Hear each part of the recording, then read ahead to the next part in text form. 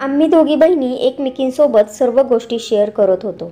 माझी बहीण खूप चांगली होती आणि खूप समजूतदार होती. माझ्यापेक्षा छोटी होती. असे समजा की मीच तिला सांभाळले होते, कारण मी तिच्यापेक्षा पूर्ण 10 वर्षांनी मोठी होते आणि आता ती 20 वर्षांची झाली होती. माझे सासर माझ्या माहेरापासून खूपच लांब होते, तरीसुद्धा ती मला भेटायला येत होती आणि भेटायला आली की एक आठवडा माझ्याजवळच राहत होती. मला एक मुलगासुद्धा होता, ज्याच्यावर माझे खूप प्रेम होते. जेव्हा तो जन्माला आला तेव्हा सगळ्यात जास्त आनंद माझ्या बहिणीलाच झाला होता. पण आज माझ्या बहिणीने माझ्या मुलाबद्दल असे काही सांगितले की मी माझ्या बहिणीला विचित्र नजरेने पाहिले. पहिली गोष्ट ही आहे की तिने ही गोष्ट बोलायलाच नव्हती पाहिजे. आणि दुसरी गोष्ट की ती असे का म्हणत होती? माझ्या मुलाला काय समजत होती ती? माझ्यापेक्षा माझ्या मुलाला ती जास्त ओळखत होती का? मी माझ्या बहिणीला म्हणाले की तू जे सांगत आहे ते साफ साफ खोटं आहे. पण तिने मला असा काही पुरावा दाखवला की मी रडायलाच लागले. माझ्या पायाखालची जमीन सरकली, कारण तिने मला सांगितले की माझा मुलगा रात्रीच्या वेळी, माझे नाव अनिता आहे आणि माझ्या बहिणीचे नाव गीता आहे. आम्ही दोघीच बहिणी होतो. आमच्या घरात खूप सक्तीचे वातावरण होते. आमच्या खानदानात कोणीच लव्ह मॅरेज केले नव्हते. पण तरीही मला प्रशांत नावाच्या मुलावर प्रेम झाले होते. आमचे प्रेम खूप विचित्र होते, कारण आम्ही दोघांनी एकमेकांना कधीच पाहिले नव्हते. आम्ही फक्त एकमेकांचे फोटो पाहिले होते. एक दिवस प्रशांतचा फोन माझ्या फोनवर आला होता, जो की रॉंग नंबर होता. आणि अशाच तऱ्हेने आम्ही एकमेकांसोबत बोलत गेलो आणि त्याचे रूपांतर प्रेमात झाले. तो म्हणाला होता की तू तुझ्या घरच्यांना आपल्या प्रेमाबद्दल सांग, बाकी सर्व मी सांभाळेल. माझ्या मनात तर खूप शंका येत होत्या, कारण सगळीच मुलं असे बोलतात, पण त्याचे पालन कोणच करत नाही. तरीही मी त्याच्या प्रेमात वेडी होऊन माझ्या घरच्यांना ही गोष्ट सांगितली. माझी बहीण माझ्याकडे तर विचित्रच नजरेने पाहत होती, जी माझ्यापेक्षा 10 वर्षांनी छोटी होती. आणि माझे घरचे सुद्धा माझे बोलणे ऐकून खूप हैराण झाले होते. पण 1 तासानंतर प्रशांतचा फोन आला होता आणि ते माझ्या बाबांसोबत बोलले आणि त्यांना समजावले की मला तुमच्या मुलीचा हात पाहिजे. सगळ्यात पहिल्यांदा मी तुम्हाला भेटेल आणि मग माझ्या घरच्यांशी तुमच्याशी भेट करून देईल.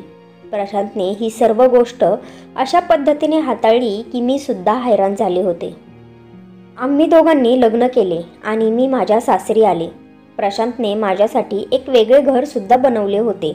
त्यांची नोकरीसुद्धा चांगली होती आणि देवाने लग्नानंतर 1 वर्षातच मला मुलगाही दिला. माझे आयुष्य एकदम छान चालले होते. असे वाटत होते की माझ्या जीवनात आता काहीच वाईट होणार नाही. आयुष्य कायमच चांगले राहील, कारण मला कशाचीच कमी नव्हती. मी जेव्हा देवाला काही मागायचे तर फक्त हेच मागत होते की हे महादेवा, तू जे काही मला दिले आहेस त्याचे फक्त तू रक्षण कर आणि माझ्या संसाराला कुणाची दृष्ट न लागो. माझ्या बहिणीचेही माझ्यावर खूप प्रेम होते, कारण मी तिला एका आईसारखे सांभाळले होते. मी तिच्यापेक्षा 10 वर्षांनी मोठी होते. माझी आईसुद्धा नोकरी करत होती, त्यामुळे माझी बहीण माझ्याजवळच असायची. त्यामुळे ती बिचारी माझ्या प्रेमासाठी मला भेटायला इतक्या लांब यायची, कारण तिला आणणारे किंवा सोडणारे कोणीच नव्हते. तरी ती एकटी येत होती. माझ्याकडे यायची तर ती एक आठवडा राहत होती. माझ्या नवऱ्याला सुद्धा याचा काहीच त्रास नव्हता. ते सुद्धा माझ्या बहिणीचे खूप कौतुक करत असायचे. म्हणायचे की मुलगी खूप चांगली आहे. तू जसे हिला सांभाळून तिच्यावर संस्कार केले आहेस, तसेच आपल्या मुलावर सुद्धा करत जा. आणि मला खरंच माझ्या मुलाला सुद्धा असेच संस्कार देण्याची इच्छा होती, पण मी त्यामध्ये नापास होत होते. तो लहानपणापासूनच खूपच खोडकर आणि हट्टी होता. तो प्रत्येक गोष्ट स्वतःच्याच मर्जीने करायचा, माझे काहीच ऐकत नव्हता. कदाचित मी कोणालाच चांगले संस्कार दिले नव्हते, कारण माझी बहीण चांगली होती, त्यामुळे ती चांगलीच निघाली. आणि माझा मुलगा हट्टी होता, तर तो अजूनच हट्टी बनत चालला होता. मला वाटते की कोणी कोणावर संस्कार करत नाही. माणूस जसा असतो तो पुढेही जाऊन तसाच वागतो. नाहीतर आईवडील आपल्या मुलांना वाईट संस्कार तर देत नाही ना. मग असे का होते की एक मुलगा चांगला निघतो तर दुसरा मुलगा वाईट असतो? मी माझ्या मुलाला डॉक्टरांना सुद्धा दाखवले होते. डॉक्टर म्हणाले होते की तुम्ही लोक एकटे राहता आणि त्यामुळे तुमचा मुलगासुद्धा एकटाच असतो. त्याला भाऊ किंवा बहीण नाही आणि त्यामुळेच तो अशा प्रकारे वागतो. तुम्ही लोक तुमची फॅमिली प्लॅनिंग करा आणि त्याच्यासाठी एक बहीण किंवा भाऊ आणा. मी माझ्या नवऱ्यासोबत याबद्दल बोलले होते. आम्हाला काहीच प्रॉब्लेम नव्हता, पण कदाचित देवाच्या मनात काही वेगळेच होते, कारण मला काहीतरी प्रॉब्लेम होता, त्यामुळे मी प्रेग्नेंट राहत नव्हते. माझे पती खूप कष्ट करत होते. जे सुखाचे आरामाचे जीवन त्यांनी आम्हाला दिले होते ते तसेच ठेवण्यासाठी त्यांना दिवस रात्र मेहनत करावी लागत होती. आमच्याजवळ बंगला होता, गाडी होती, घरात AC होता, घरात मोठमोठ्या LCD लागल्या होत्या. एवढेच नाही तर घरात मोलकरीणसुद्धा येत होती आणि खाण्यापिण्यात सुद्धा काहीच कमी नव्हती. जेव्हा कधी माझी बहीण यायची तेव्हा म्हणायची, तुझे घर तर एखाद्या 5 स्टार हॉटेलसारखे वाटते. ती इथे येऊन खूप आनंदी व्हायची. पण या 5 स्टार हॉटेलला कायमचेच असेच ठेवण्यासाठी माझ्या नवऱ्याला खूप मेहनत करावी लागत होती आणि ते असेच कामात व्यस्त असायचे. त्यामुळे आम्ही आमच्या उपचाराकडे जास्त लक्ष दिले नाही आणि असेच 14 वर्ष निघून गेले. आता माझा मुलगा 14 वर्षांचा झाला होता. मला वाटले होते की आता त्याला कोणाचीच गरज नाही. आता तर तो मोठा झाला आहे. तो स्वतःचे काम स्वतः करू शकतो. आता तो कोणत्या खेळण्यासोबत खेळणारा मुलगा राहिला नव्हता. आता तर तो त्याच्या खोलीत एकटा असायचा. त्याच्याजवळ मोबाईल होता, टॅबलेट होता. आम्ही त्याच्या खोलीमध्ये कम्प्युटरसुद्धा लावला होता. त्याला प्रत्येक आनंद आणि गरजेची वस्तू दिली होती. माझी बहीण जेव्हा घरी यायची तेव्हा ती त्याच्यासोबत खूप खुश असायची. माझा मुलगासुद्धा तिच्यासोबत खूप खुश असायचा, कारण माझी बहीण त्याच्यापेक्षा खूप मोठी नव्हती. त्यामुळे त्यांचे एकमेकांचे खूप जास्त जमत होते. पण आता मी काही दिवसांपासून पाहत होते की माझा मुलगा माझ्या बहिणीसोबत पहिल्यासारखा राहत नव्हता. तिच्यासोबत जास्त बोलत नव्हता. माझी बहीण माझ्याजवळ येऊन बसली तेव्हा मी स्वयंपाक करत होते. तेव्हा मी तिला म्हणाले, इथे गरमीत का बसली आहेस? जा चिंटूसोबत खेळ. ती म्हणाली, तो तर माझ्यासोबत बोलत सुद्धा नाही, म्हणतो की मी बिझी आहे. मी म्हणाले, पण त्याला तर उन्हाळ्याच्या सुट्ट्या लागल्या आहेत. आता त्याला कोणते काम आहे बिझी राहायला? माझी बहीण म्हणाली, मला माहिती नाही. तो कम्प्युटरवर कोणते तरी महत्त्वाचे काम करत होता. त्याने मला रूमच्या बाहेर हाकलावून दिले. हे ऐकून मी चकित झाले. तो असे कसे म्हणू शकतो की माझ्या खोलीमधून बाहेर जा? माझी बहीण म्हणाली, तो असेच बोलला की माझ्या खोलीतून बाहेर जा, मला खूप महत्त्वाचे काम करायचे आहे. मी विचार करत होते की त्याला असे कोणते महत्त्वाचे काम होते. तो तर माझ्या बहिणीला खूप पसंत करत होता. मी संध्याकाळी त्याला विचारले होते, पण त्याने त्याचे नीट उत्तर दिले नव्हते. मी माझ्या नवऱ्यासोबत बोलले की चिंटूचे वागणे आता बदलले आहे. कोणतीही गोष्ट तो तिथल्या तिथे बोलतो. माझे पती म्हणाले, मग हे तर चांगली गोष्ट आहे, जिथल्या तिथेच बोलले पाहिजे. मी म्हणाले, असे नाही, तुम्हाला समजत नाही. चिंटू जे मनात येईल ते तोंडावर बोलून टाकतो. पुढच्यांचा विचार करत नाही. खूप उद्धट होत चालला आहे तो. माझे पती म्हणाले की मी त्याच्यासोबत बोलतो, पण परत तीच गोष्ट. माझ्या पतीला एवढा वेळच भेटत नव्हता. एक दिवस मी सकाळी सकाळी उठले आणि माझ्या मुलाच्या खोलीमध्ये गेले, कारण मला त्याच्या खोलीमधली एक गोष्ट घ्यायची होती. मी त्याच्या खोलीमध्ये गेले तेव्हा तो झोपला होता. त्याच्या चेहऱ्यावर खिडकीतून येणारा प्रकाश पडला होता. त्याच्या ओठांवर लाल रंगाची काहीतरी गोष्ट दिसत होती. मी पुढे जाऊन पाहायला लागले तर तो अचानक दचकून उठला. मी म्हणाले की तुझ्या ओठांवर काय लागले आहे? तो म्हणाला, काहीच नाही लागले. त्याने आपले ओठ आपल्या हाताने रगडले आणि त्याचे ओठ साफ झाले. मी त्याला म्हणाले की रात्री झोपायच्या अगोदर तुला तोंड धुता येत नाही का? मला वाटते की तू जो काल रात्री पिझ्झा खाल्ला होता त्याचे केचप तुझ्या ओठांना लागले आहे. कमीत कमी तोंड तरी धुवून झोपत जा. चिंटू म्हणाला, अगं मम्मी, मी रात्री तोंड धुवूनच झोपलो होतो. मी म्हणाले, हो का? मग ते काही भूताने तुझ्या तोंडाला लिपस्टिक लावली आहे का? माझा मुलगा थोडासा घाबरला. माझी बहीण माझ्या मागेच उभी होती. ती माझ्या मागे मागेच आली होती. मी पाहिले तर तिच्या चेहऱ्यावर विचित्र भाव होते, जसे काय ती काहीतरी विचार करून टेन्शनमध्ये होती. मी विचारले तर ती काहीच नाही बोलली. दुसऱ्या दिवशी सुद्धा माझी बहीण इथेच राहणार होती. मला मध्यरात्री काहीतरी जोरात फुटण्याचा आवाज आला. पहिले तर मला वाटले की मी स्वप्नात पाहत आहे, पण नंतर जाणवले की घरातच काहीतरी वस्तू फुटली आहे. मी पटकन झोपेतून उठले. मला वाटले की मांजर असेल, तिच्यामुळेच काहीतरी फुटले असेल. पण तो आवाज माझ्या मुलाच्या खोलीतून आला होता आणि त्याच्या खोलीची लाईट सुद्धा ऑन होती. मी जेव्हा त्याचा दरवाजा वाजवला तेव्हा आतमध्ये शांतता पसरली. थोड्याच वेळात माझी बहीण बाहेर निघाली. आणि मी आत पाहिले तर जमिनीवर फ्लॉवर पॉट पडला होता. मी तिला विचारले, तू इथे काय करत आहे? आणि मुलाला विचारले की हा फ्लॉवर पॉट तू तोडला आहेस का?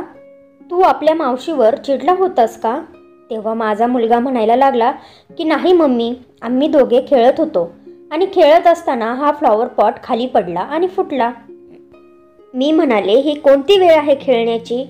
आणि गीता, काल तर तू त्याच्यासोबत नाराज होतीस ना, आणि आता अर्ध्या रात्री त्याच्यासोबत खेळत आहेस? माझी बहीण गप्प बसली होती. तरी मी तिला परत म्हणाले, चिंटू काय म्हणत आहे? तेव्हा ती म्हणाली, तो जे काही बोलत आहे तो खरं बोलत आहे.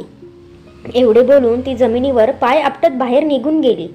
ती रागात होती, पण तिला राग कोणत्या गोष्टीचा होता? चिंटू तर म्हणत होता की आम्ही दोघे खेळत होतो आणि माझी बहीण खोलीच्या बाहेर असे निघाली की जशी काय ती रागत होती. मला त्या दोघांचे काहीच समजत नव्हते. मी खोलीतला तुटलेला फ्लॉवर पॉट उचलला आणि ती जागा साफ केली आणि माझ्या मुलाला म्हणाले, आता शांतपणे झोप आणि जर मावशीसोबत भांडण झाले असेल तर तिला उद्या तू सॉरी बोल, कारण ती तुझ्यापेक्षा मोठी आहे. तू जेव्हा लहान होतास तेव्हा तिनेच तुझी जास्त काळजी घेतली होती. तुला तिच्या मुलासारखा सांभाळला होता. चिंटू म्हणाला, मम्मी, मी मावशीसोबत भांडलो नाही. तरी सुद्धा तू बोलत आहेस तर मी तिची माफी मागतो. तू टेन्शन घेऊ नकोस. दुसऱ्या दिवशी आम्ही लोक हॉलमध्येच बसलो होतो, चहा पित होतो. तेव्हा चिंटू आला आणि त्याने गीताची माफी मागितली. तो गीताला म्हणाला की मावशी, मला रात्रीच्या गोष्टीसाठी माफ कर. गीताने त्याला हसून मिठी मारली. मला खूप चांगले वाटत होते की चिंटूने माझे म्हणणे ऐकले होते, माझा मान ठेवला होता.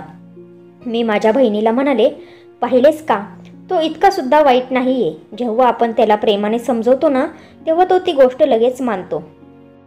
गीता म्हणाली, दीदी, मला तुझ्यासोबत एक महत्त्वाची गोष्ट बोलायची आहे. मी म्हणाले, बोल ना, काय बोलायचे असेल ते बोल. गीता म्हणाली, तू चिंटूचे लवकरात लवकर लग्न करून टाक. तिचे बोलणे ऐकून मी खूप जोरजोरात हसायला लागले. म्हणाले, कोणाबद्दल बोलत आहेस तू? चिंटूबद्दल? अगं, तो फक्त 14 वर्षाचा आहे आणि तू म्हणतेस की त्याचे लग्न करून टाक. गीता म्हणाली, फक्त तू माझी आई आणि त्याचे लग्न करून टाक. तुझ्यासाठी आणि आपल्या सगळ्यांसाठी हेच चांगले असेल. मला आता गीता खूप गंभीर वाटत होती. पहिले मला वाटले की ती चेष्टा करत असेल, पण ती खूप गांभीर्याने बोलत होती. मी तिला म्हणाले, नक्की काय गोष्ट आहे? तू माझ्यापासून काही लपवतेस का? मला सगळे सांग बरं. तेव्हा गीता म्हणाली, नाही, असे काहीच नाही. मी तुझ्यापासून काहीच लपवत नाही. बस, मी जे काही म्हणत आहे ते तू कर आणि उद्या मी परत गावी जात आहे. मी गीताला म्हणाले, अगं, तू 3 दिवसातच परत जात आहेस. तू तर दरवेळी 1 आठवड्यापेक्षा जास्त थांबतेस. मग आता काय झाले? गीता म्हणाली, या वेळेला माझे इथे मन लागत नाही. मी म्हणाले, काय बोलत आहेस तू? आता तर चिंटूने सुद्धा तुझी माफी मागितली आहे, तरी सुद्धा ती गोष्ट तू मनात धरली आहेस. गीता म्हणाली, असे काहीच नाही. मी त्याला माफ केले आहे आणि तसं सुद्धा आमचे कोणतेच भांडण झाले नव्हते. तो फ्लॉवर पॉट चुकून पडला होता. आता बस झालं, मी उद्या जाणार आहे. पण तू माझ्या बोलण्यावर विचार कर, त्याचे लग्न लावून दे. गीता सकाळी सकाळी निघून गेली होती, पण मला खूप अडचणीत टाकून गेली होती. अशी गोष्ट बोलून गेली होती की मला काही समजतच नव्हते. ती असे का म्हणाली होती की तुझ्या मुलाचे लग्न कर? 14 वर्षाच्या मुलाचे लग्न कोण करते का? आता आपण काही जुन्या जमान्यात राहतो का? आणि खेडेगावात सुद्धा राहत नाही की मुलाचे लग्न लवकर लावून देऊ. ही गोष्ट मी माझ्या नवऱ्याला सांगितली तर ते सुद्धा खूप मोठमोठ्याने हसायला लागले. ते म्हणाले की तुझी बहीण सुद्धा अजूनपर्यंत छोटीच आहे, त्यामुळेच असे विचित्र बोलून गेली. मी म्हणाले की ती खूप टेन्शनमध्ये होती. माझे पती म्हणाले, असे काहीच नसेल. जसे ती लहान आहे तसे चिंटू सुद्धा लहान आहे. दोघांच्यात काहीतरी भांडण झाले असेल आणि तिने रागाच्या भरात असे काहीतरी बोलले असेल. तू टेन्शन घेऊ नकोस. आपण कुठे त्याचे लग्न लावून द्यायला निघालो आहे? आपण त्याचे लग्न 23-24 वयाचं झाल्यावरच करू. माझ्या नवऱ्याने तर त्यांचा निर्णय ऐकवला होता, पण मला माझ्या बहिणीच्या बोलण्याची पद्धत अजून सुद्धा लक्षात होती. तिने माझ्यासोबत कोणती चेष्टा केली नव्हती. तिने खूप गांभीर्याने ही गोष्ट मला सांगितली होती की चिंटूचे लग्न करून टाक. मला वाटले की तिला आता फोन करायला पाहिजे. कदाचित ती मला फोनवर सगळं सांगू शकेल, पण तिने मला फोनवर सुद्धा काहीच सांगितले नाही. एक दिवस माझे पती मला बिल भरायचे पैसे देऊन गेले आणि म्हणाले होते की आज तू बिल भर. कॉलनीच्या दुकानातूनच आमचे बिल जमा होत होते आणि दरवेळेस मी स्वतः बिल भरत होते. पहिले मी दुकानातून किराणा भरला आणि दुकानदाराला सांगितले की हे सगळे सामान माझ्या घरी पाठवून दे. नंतर माझ्या लक्षात आले की आपल्याला बिलसुद्धा भरायचे आहे. जेव्हा मी त्याला बिल भरायला पैसे दिले तेव्हा तो दुकानदार म्हणाला, दीदी यामध्ये 3,000 रुपये कमी आहेत. मी म्हणाले, नाही नाही पूर्ण असेल. तो दुकानदार म्हणाला की नाही दीदी कमीच आहे, कदाचित मोजण्यात तुमची काहीतरी गडबड झाली असेल. कदाचित माझ्या पतीकडूनच मोजण्यात काहीतरी गडबड झाली होती, कारण मी पैसे मोजून घेतले नव्हते. मी घरी परत आले पण आज बिल भरण्याची शेवटची तारीख होती. माझा मुलगा हॉलमध्येच बसला होता. तो मला टेन्शनमध्ये पाहून म्हणाला, काय झाले मम्मी? मी त्याला म्हणाले, तुझ्या पप्पांनी मला पैसे कमी दिले आहेत आणि आज बिल भरण्याची तारीख शेवटची आहे आणि तुझे पप्पा तर रात्री उशिरा येतात. आता बिल उद्या भरले तर आपल्याला दंड पडेल आणि तुझे पप्पा रागवतील. एवढे बोलून मी किचनमध्ये निघून गेले. थोड्या वेळानंतर मी पाहिले की बंटी बाहेर गेला होता आणि जेव्हा परत आला तर म्हणाला की मम्मी मी बिल भरले आहे. मी आश्चर्यचकित होऊन म्हणाले, तुझ्याजवळ एवढे पैसे कुठून आले? तर तो म्हणाला, होते माझ्याजवळ. मी बंटीला म्हणाले, खरं खरं सांग, एवढे पैसे तुझ्याजवळ कुठून आले? 14 वर्षाच्या मुलाजवळ एवढे 3-4 हजार पडून असतात का? तर बंटी म्हणाला, होते ग माझ्याजवळ.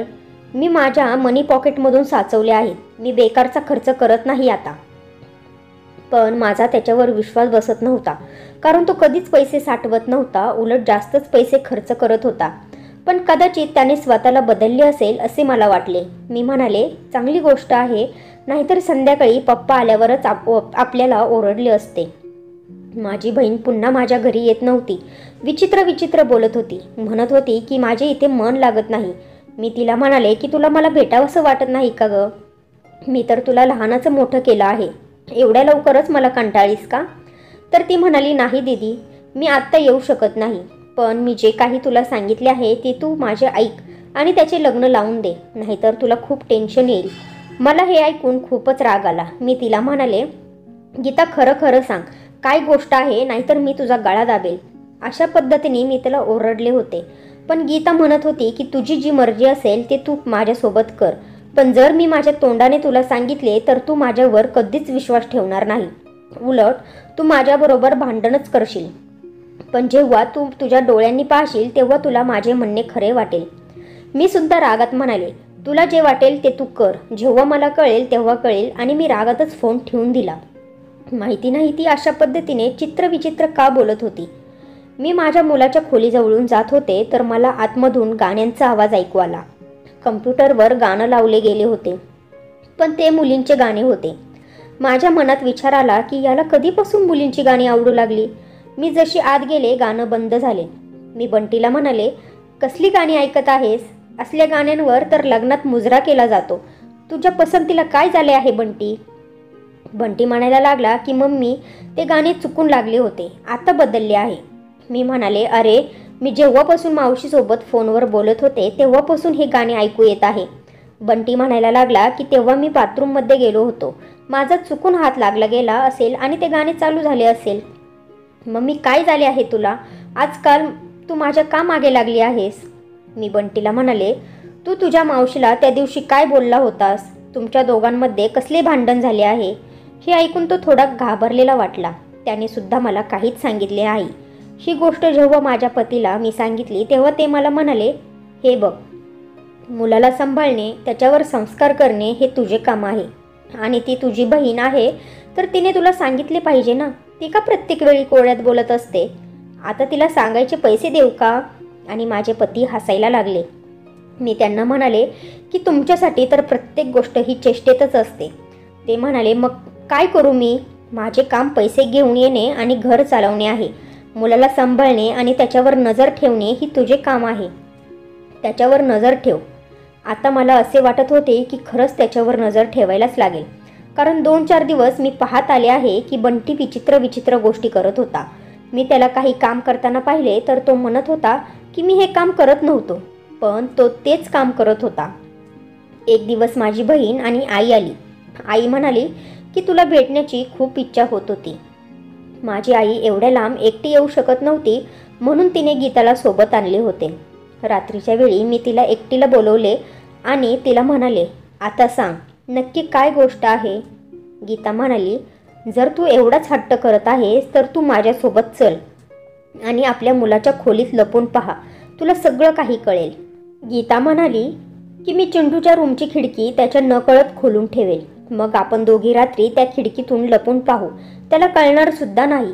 मी गीताला म्हणाले की अगं तू हे काय म्हणत आहेस, हे तू काय माझ्याकडून करून घेत आहेस, तो माझा मुलगा आहे. गीता म्हणाली, तुझा मुलगा आहे म्हणून तर तो तुला कधीच खरं सांगणार नाही. तुला माहिती नाही आजकालची मुलं किती खतरनाक झाले आहेत. आपल्या आईवडिलांना बोटांवर नाचवतात आणि आपण लोक नाचतो सुद्धा, आपल्याला ते कळत सुद्धा नाही. मी गीताला म्हणाले, ठीक आहे, जसे तू म्हणतेस तसेच करू. गीताने माझ्या चिंटूच्या खोलीची खिडकी खोलून ठेवली आणि पडदासुद्धा हटवला होता, पण अशा पद्धतीने की चिंटूला कळणार सुद्धा नाही. रात्र झाली तेव्हा आम्ही दोघी बहिणी जाग्या होतो. माझे पती खोलीमध्ये झोपले होते कारण त्यांना सकाळी लवकर जायचे होते. आईसुद्धा लवकर झोपली होती आणि चिंटूसुद्धा खोलीमध्ये लवकर गेला होता. आम्ही दोघीच हॉलमध्ये जाग्या होतो आणि चहा पित होतो. जेव्हा 12 वाजले तेव्हा गीता म्हणाली, आता आपण जाऊया चल. आम्ही दोघी चिंटूच्या खोलीच्या खिडकीपाशी गेलो.